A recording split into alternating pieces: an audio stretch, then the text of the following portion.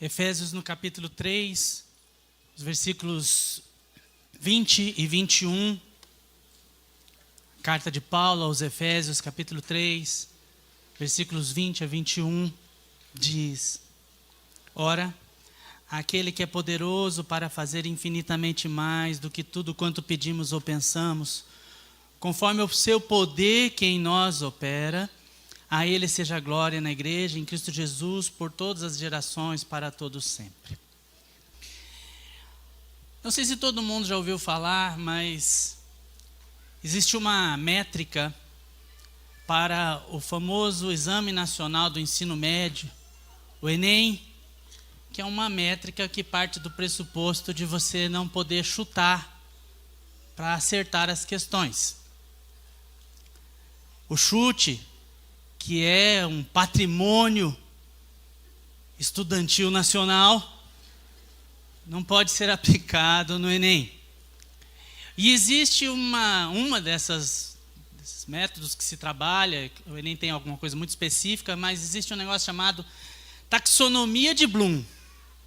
A ideia de não poder chutar parte do pressuposto que se você acerta uma questão mais complexa e não foi capaz de acertar uma mais simples, você chutou. E aí a sua nota dessa que é mais complexa, ela é diminuída. Há uma cadência lá e diminui as suas notas, então a gente fala assim, mas eu acertei tanto, mas você acertou essas aí, mas você errou essa básica aqui. Como que você acertou uma complexa sem acertar a básica?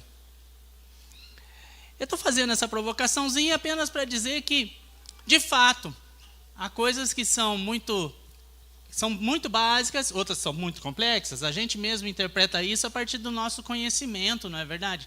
Para as mais diferentes áreas da vida. Todavia, no que diz respeito à vida, hoje eu quero mostrar, através dessa mensagem, que há aquele que deve ser o responsável pelo simples e há aquele que será o responsável pelo complexo. E que nós não podemos inverter o lugar de cada um deles. Quem cuida do simples, cuida do simples. Quem cuida do complexo, cuida do complexo. E muitas vezes a gente tenta trocar as coisas de lugar. O primeiro caso que eu quero citar é o caso de Naamã. Está narrado no segundo livro dos Reis, no capítulo 5. E a história é bastante conhecida para todos nós. Mas posso fazer aqui uma explicação muito elementar sobre essa história de Naamã. A Bíblia vai dizer que tinha um general poderoso, assírio, e esse homem chamava-se Naamã. Ele era muito poderoso na terra dele. Inclusive, os hebreus já tinham sido subjugados por ele. E ele tinha muitas vitórias. Ele era muito vencedor. Mas ele tinha uma enfermidade que o colocava abaixo de qualquer ser humano. Ele tinha uma lepra. A lepra é uma doença degenerativa da pele. Essa lepra, ela faz com que a pessoa vá perdendo, inclusive, os membros com o passar do tempo.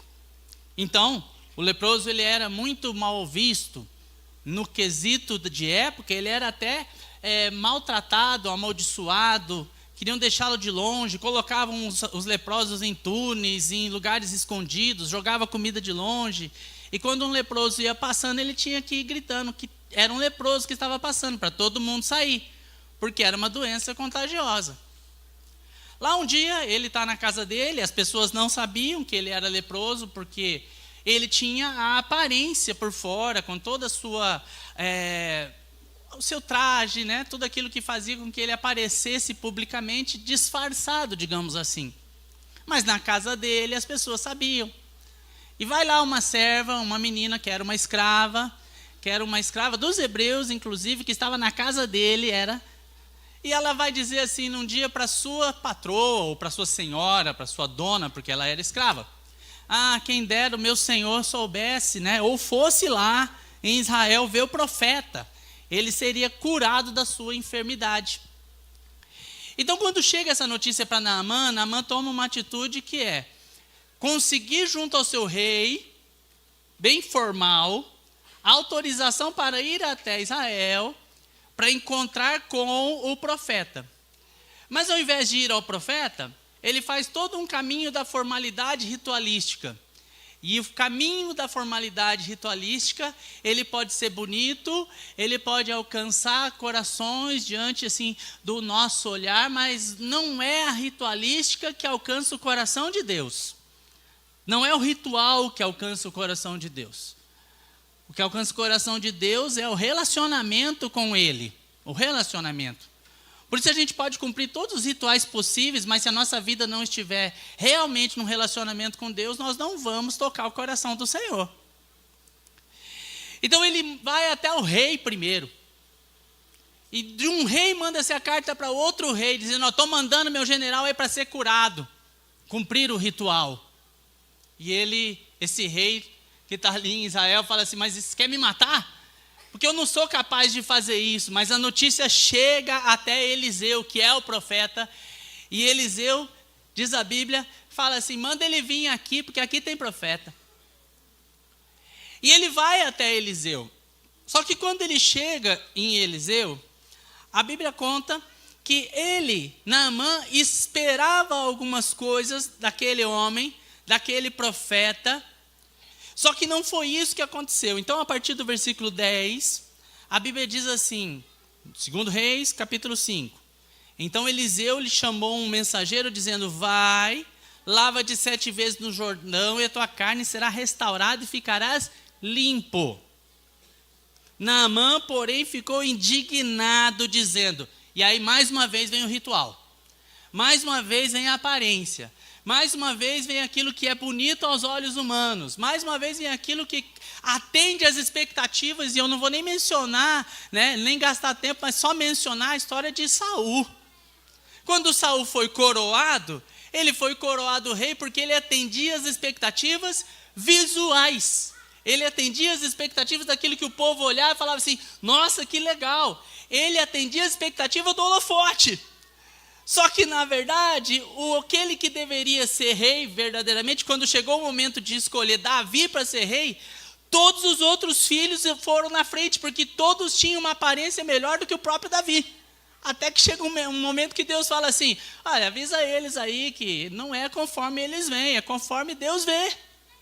Deus não está preocupado com a estética, com a aparência, com o visual, nada disso.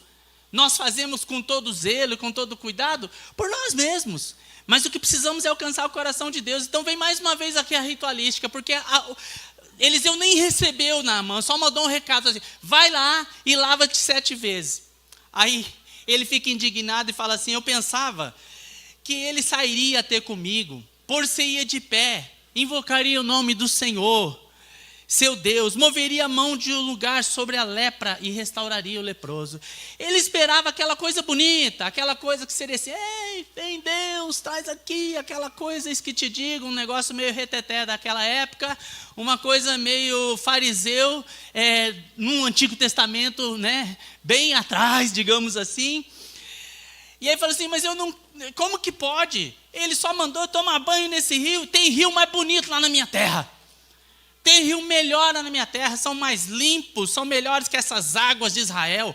Eu não vou me lavar nele e ficar limpo. Como que pode? Ficou indignado. A Bíblia diz que então chegaram os seus oficiais e disseram assim, meu pai, eu sempre acho muito legal esse negócio aqui, esse momento que eles falam meu pai, porque eles eram oficiais, mas eles tinham uma relação com ele. Meu pai. Aí eles falam assim, e às vezes nós precisamos de uns caras que tem que chegar na gente e falar assim, né? Nunca precisou de alguém que chegou em você e falou assim, puxa vida. Painho, maninha, paizito, mãezita, maninho, maninha. Filho do Senhor.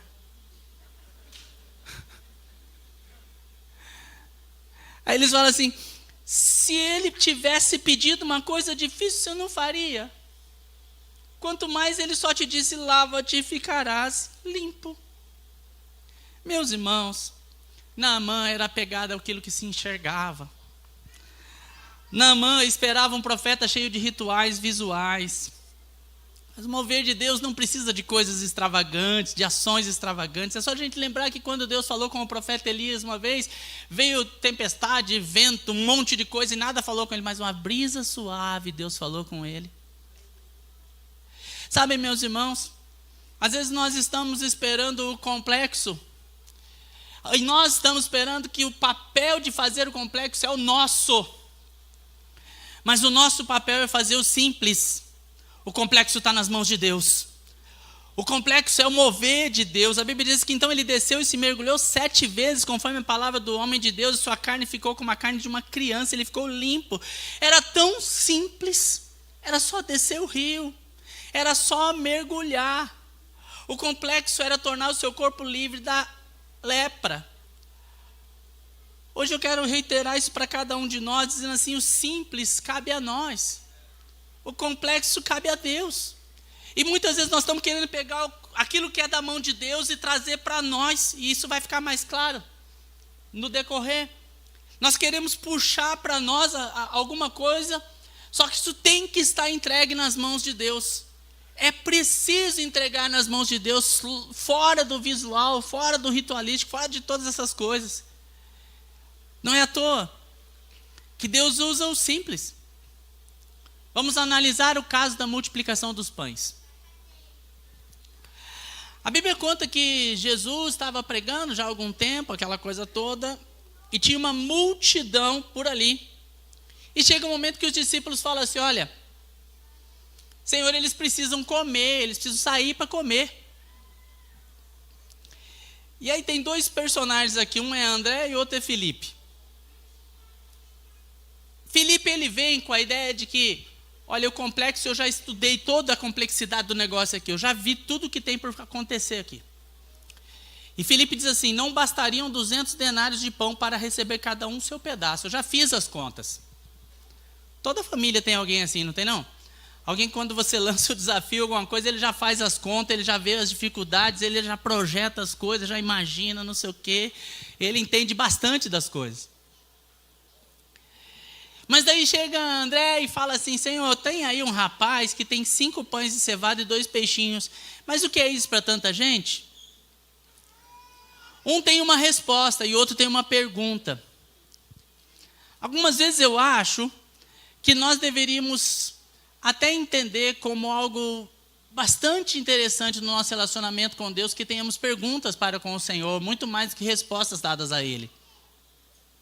Porque quando damos respostas ao Senhor, damos respostas como se, olha, Senhor, tem que acontecer isso para dar certo. E acho que todos nós já tentamos resolver problemas dando o caminho para Deus.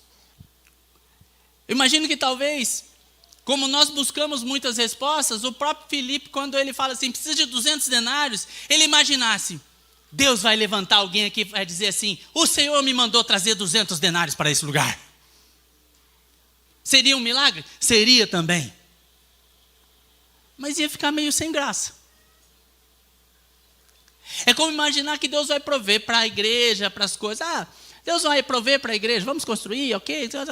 Como será que vamos construir? Hoje nós estamos realmente na dispensação de Deus a cada dia. Nós sempre estivemos para construir essa igreja aqui, tudo sempre. Mas uma coisa é incrível. E sempre se falou que assim, Deus não vai levantar uma pessoa só para fazer isso. Deus não vai levantar uma pessoa só para fazer isso, porque Deus não vai levantar um só para ser abençoado. Deus vai levantar uma multidão para ser abençoada aqui. Por que Deus ia levantar um para dar 200 denários, se Deus poderia fazer a multiplicação acontecer através de todos? Porque naquele momento surgiu o cesto para todo lado, e eu um dia vou perguntar para o Senhor, da onde veio tanto cesto? Porque eu ainda não achei a resposta. E eu estou crendo que eu não estou vendo, talvez, ou qualquer um de nós possa, nas nossas situações, não ver os cestos. Mas eles estão ali. E se eles estão ali, o que vai acontecer? Deus vai encher. Abraça o cesto aí na sua vida, meu irmão. Diz assim, pode vir, cesto. Pode vir, vem, cesto. Mas vem uns bitalão mesmo. Semana eu vi que tem uma cidade aqui no interior do Paraná, não sei qual. Se alguém sabe, pode interferir, está tudo bem. Mas que é uma cidade que é campeã de produção de feijão preto. e que faz a maior feijoada do Brasil. Porque aqui no Brasil tem essas coisas, né? Uma polenta, maior feijoada do Brasil. Ele diz que faz num coisão grande assim. Ele diz que para mexer a feijoada é uma retroescavadeira.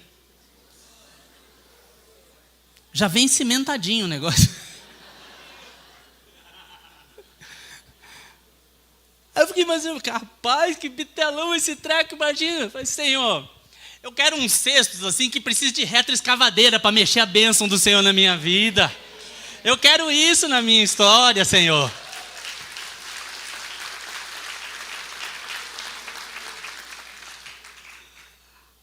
A multiplicação dos pães é um milagre de Jesus que é narrado nos 4 evangelhos. E Jesus, assim, alimentou uma multidão. Veja, Filipe mensurou o complexo, ele mensurou 200 denários. Nós mensuramos muitas coisas. Mas, irmãos, quando André fala assim, mas o que é isso para tanta gente? Eu queria deixar claro que não conhecer o tamanho do complexo não significa que Deus não possa agir, porque nós não somos capazes de conhecer tudo. Não é à toa que a palavra diz que o Senhor vê muito além do que nós vemos, Ele enxerga muito além do que nós enxergamos, Ele faz além do que nós somos capazes de ver. Meu irmão, hoje talvez seja o dia de você trocar o complexo que você está tentando abraçar, dizendo, olha o tamanho do meu problema, olha o tamanho da minha luta, olha como eu estou sofrendo, olha a dor que eu estou passando, olha o tanto de coisa que eu tenho que fazer, amanhã é segunda-feira, meu Deus, meu irmão, hoje é tempo de substituir o complexo que você está tentando segurar e abraçar o simples. E o simples para mim e para você hoje é tomar sobre você o meu jugo.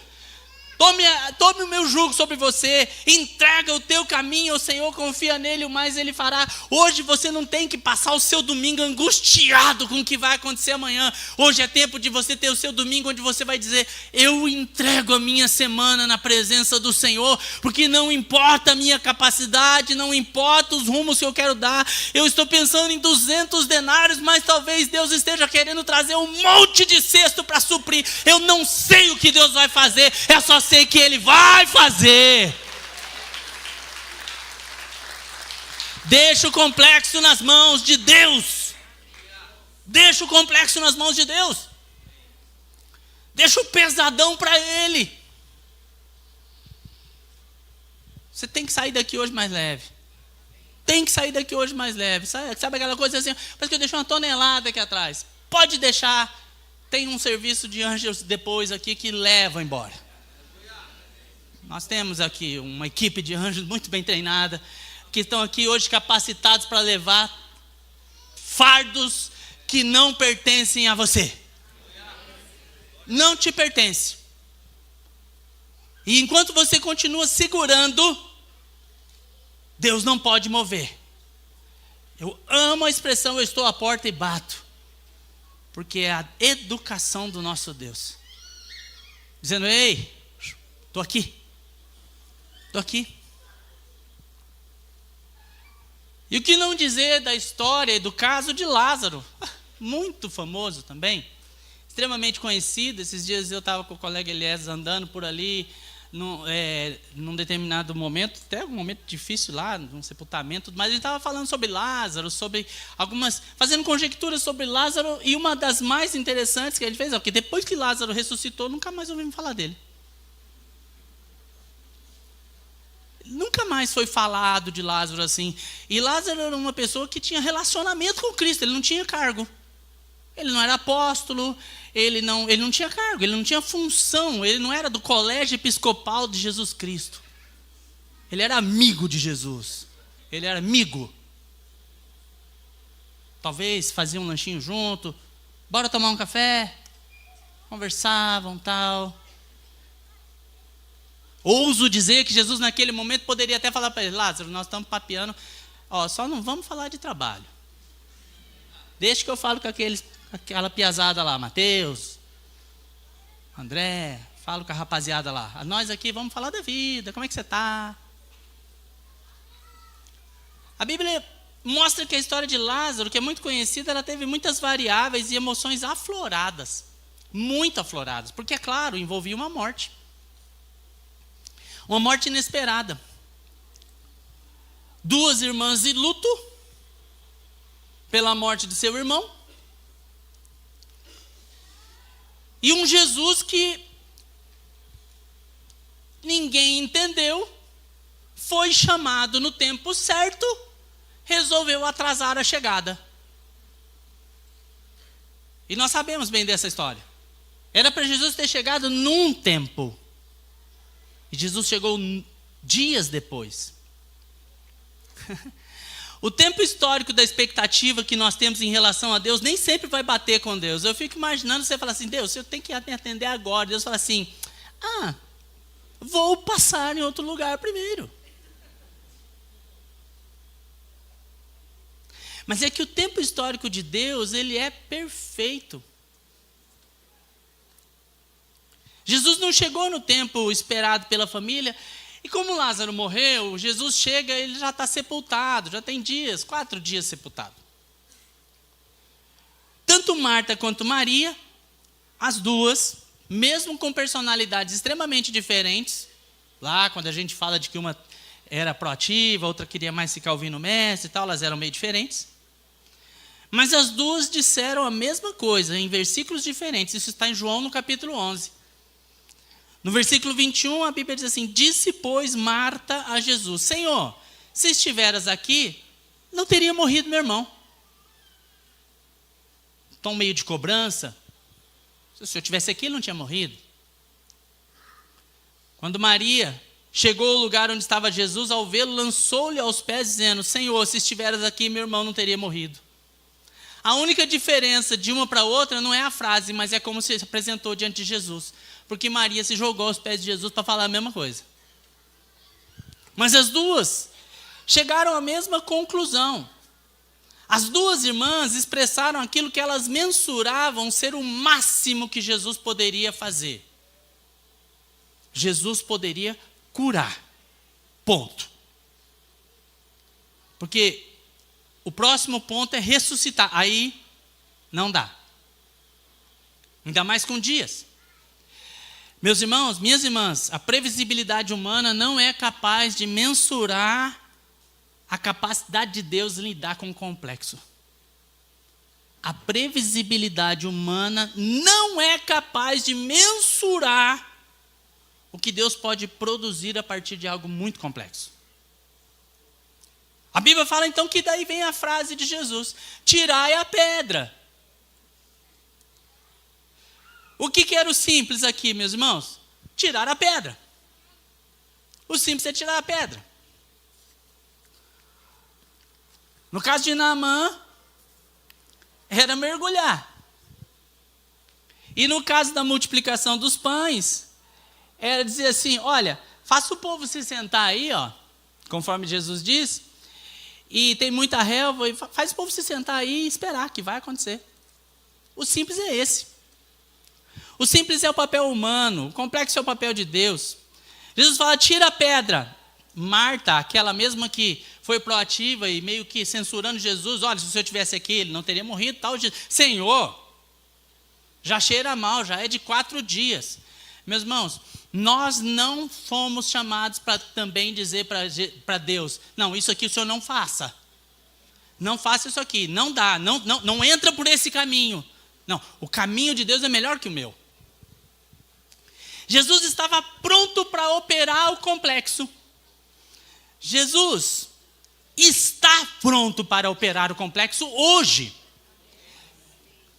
Só que o simples era tirar a pedra. Eu imagino que naquela conversa, porque eu gosto de imaginar essa história, aquele momento ali, não era uma coisa simples: vamos tirar a pedra, tira a pedra, que legal, tal. É como você imaginar, abre o túmulo, não é uma coisa tão simples. Teve gente que deve ter falado assim: que é isso, que absurdo, que barbaridade, dá um juízo para essa Marta aí, fala para ele que esse amigo está se atravessando demais, que falta de respeito com o falecido e tal, aquela coisa toda, porque sempre tem alguém para tentar impedir a mim e a você de fazer o simples, para que Deus faça o complexo. Sempre tem alguém dizendo que o nosso simples é um absurdo, que o nosso simples vai só atrapalhar, que o nosso simples não vai mover a ação de Deus. O simples agora, e eu quero que você receba isso na sua vida nesse momento: o Senhor Jesus está pronto para operar o complexo agora. Agora. nesse momento. Jesus só está dizendo para você: tira a pedra da frente. Qual é a pedra que está na frente daquilo que o Senhor pode fazer na sua vida? Sem a pedra, a voz de Jesus vai ecoar. Então tira a pedra nesse momento para que você possa ouvir Lázaro. Ou talvez você possa ouvir cura, restauração, salvação, provisão, orientação, restituição. Vem para fora agora na vida do meu servo. Vem para fora agora na história dessa família. Vem para fora nesse ministério. Vem para fora agora. Mas é preciso tirar a pedra. Você precisa tirar a pedra agora. Faz o simples. Faz o simples. Não precisa ir até a frente como Naamã esperava e levantar suas mãos e fazer. Não. Talvez o que você precise seja igual Ana, a esposa de Elcana, que a Bíblia diz que ela estava no altar e ela orava baixinho, e era tão baixinho que a voz dela não saía, e o profeta, lá, o sacerdote, achou ruim com ela, a voz dela nem saía, ela estava ali, mas ela estava orando, e ela estava buscando o Senhor. O simples não é ser como os fariseus que oram com as mãos levantadas nas esquinas para que sejam vistos, mas entra no seu secreto e clama ao Senhor que Ele te ouvirá. A palavra nos diz que Deus é capaz de fazer o complexo, e eu tomo isso na minha vida quando eu leio Romanos 8,32, quando diz: aquele que não poupou nem seu próprio filho por amor a nós, antes graciosamente nos entregou, porventura não nos dará também com ele todas as coisas? Se ele fez o mais difícil, quer entregar o seu filho, porque Deus amou o mundo de tal maneira que deu o seu filho unigênito, para que todo aquele que nele crê não pereça, mas tenha vida eterna. Se ele fez o mais complexo, ele pode fazer todas as demais coisas. Ele pode fazer. A Bíblia vai mostrar. Caminhando para concluir, eu posso dizer assim: o simples era tocar na água com a vara. O complexo era abrir o mar. Quem tocou? Moisés. Quem abriu? Deus. O simples é juntar potes para o azeite. O complexo é encher de azeite. Quem encheu? Quem buscou os potes? A viúva. Quem encheu? Deus. O simples é encher as talhas de água. O complexo é transformar a água em vinho. Quem encheu as talhas de água? Servos que nem o nome nós sabemos. E que um dia, quando chegarmos no céu, e muita gente está com expectativa de falar com Paulo, perguntar qual era o espinho na carne, perguntar se ele era casado, perguntar quem escreveu a carta aos Hebreus. A lista vai crescendo, não é verdade? A nossa lista é enorme. Mas eu, assim, sinceramente, eu gostaria de ter a oportunidade de falar assim: quem foram os servos que encheram as talhas? Para dizer para eles assim: bem-aventurados são vocês participaram do primeiro milagre, gente. O nome de vocês não é citado, mas vocês participaram do primeiro milagre. Ninguém lembra de vocês, mas vocês levaram a água que se transformou em vinho. E assim começou Jesus a fazer os seus milagres. O Jesus que eu sirvo fez o primeiro milagre, e vocês foram aqueles que fizeram o simples para que ele fizesse o complexo. Fazer o simples é marchar em torno de uma muralha. Marchar 1 dia, 2, 3, marchar 7 dias. E no 7º dia gritar: esse é o simples. O complexo é derrubar as muralhas. Quem é que derruba as muralhas? É Deus. O simples é buscar o reino de Deus. O complexo é acrescentar todas as demais coisas. Por isso o Senhor diz: buscai, pois, o primeiro lugar, o reino de Deus, e todas as demais coisas vos serão acrescentadas. Você tem um complexo hoje? Há um complexo na sua vida? Quantos compreenderam que o complexo é aquilo que precisa do milagre de Deus? Se você tem um complexo hoje, hoje é dia de falar: Senhor, eu só quero fazer o simples, hein? O que eu preciso fazer? Talvez o Senhor hoje só precise dizer assim: olha, entrega o teu caminho, e o demais eu farei.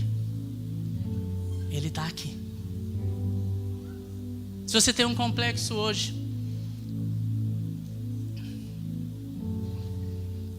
e você quer colocá-lo e apresentá-lo diante do Senhor hoje, Eu quero que você saia do seu lugar e venha aqui na frente. Venha aqui com a autoridade de Deus. Eu não vou nem impor as mãos sobre sua vida. Nós não vamos fazer isso. Nós vamos fazer uma oração todo mundo junto aqui. Mas se você tem um complexo que você precisa colocar diante de Deus, para que você seja capaz de fazer o simples, eu quero que você saia do seu lugar. Vamos ficar todos em pé. Saia do seu lugar e venha até aqui na frente. Colocar esse desafio, só Deus é capaz de fazer.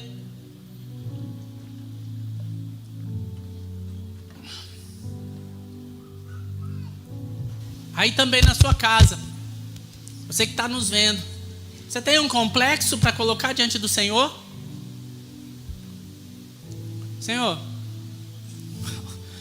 o tamanho desse negócio aqui é um mar, Senhor.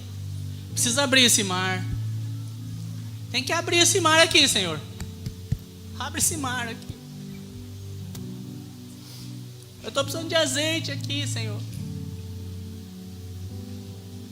Eu estou precisando derrubar essa muralha, Senhor, mas eu não sou capaz de derrubar muralhas. Deus, eu só quero ter a capacidade de tirar diante da minha pedra. Eu só quero enxergar os 5 pães e os peixinhos.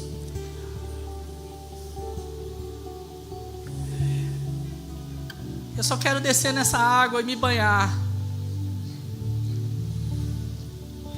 Coloca diante do Senhor o seu complexo agora. Coloca diante do Senhor. Tira a pedra que está nesse caminho. Eu não sei bem qual é ela, mas tira essa pedra. Abre o seu coração agora e fala para o Senhor: ah, meu Deus. Ah, meu Senhor. Quantas vezes, ó Pai, nós só precisávamos clamar ao Senhor. E o Senhor é tão maravilhoso que a Bíblia diz que o teu Espírito geme como... Ele fala como se fossem gemidos inexprimíveis. É quando nem a nossa palavra é capaz de expressar o que nós estamos precisando do Senhor. Mas eu reconheço, ó meu Deus, que de onde não há nada, o Senhor faz algo maravilhoso, incrível. Se o complexo, ó Deus, é no meu agir, é no meu ser, eis-nos aqui. Se o complexo hoje é material, eis-nos aqui. Se o complexo hoje é familiar, eis-nos aqui. Se o complexo hoje é questão de saúde, são as emoções, Deus, sonda o coração dos teus filhos agora. Sonda o coração dos teus filhos agora e ministra sobre eles a tua palavra, a tua bênção. Ó Deus, eu estou em nome de Jesus confiante que cada um dos meus irmãos e irmãs hoje estão abraçando as cestas que vão ser cheias de pães multiplicados pelo Senhor.